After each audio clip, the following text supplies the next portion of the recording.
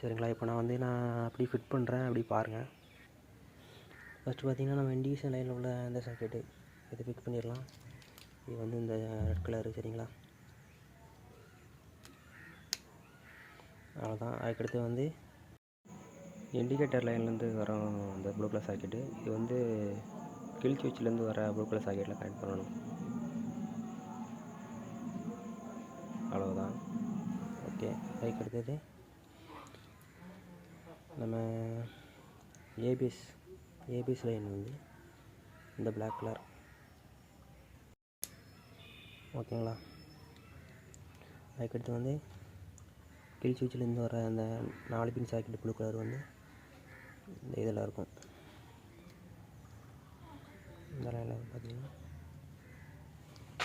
அவ்வளோதான். அடுத்து இந்த ஒயிட் கலரு கில் சுவிட்ச்லேருந்து வர ஒயிட் கலர் சாக்கெட்,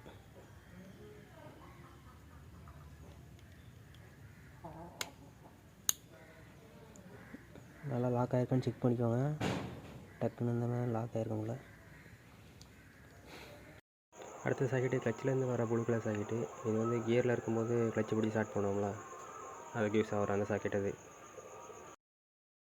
லாஸ்ட்டாக இருக்கிறது கீ லைன் சாக்கெட்டு, இந்த கருப்பு கலர் சாக்கெட்டு 2 சாக்கெட் இருக்குங்களா, அது மட்டும் தான் ஃபிட் பண்ணணும். ஒரு ஜிபிஎஸ் லைன் மட்டும் இருக்குது நம்ம வண்டிக்கு ஃபிட் பண்ண ஜிபிஎஸ், அந்த ஒயர் தான் இது.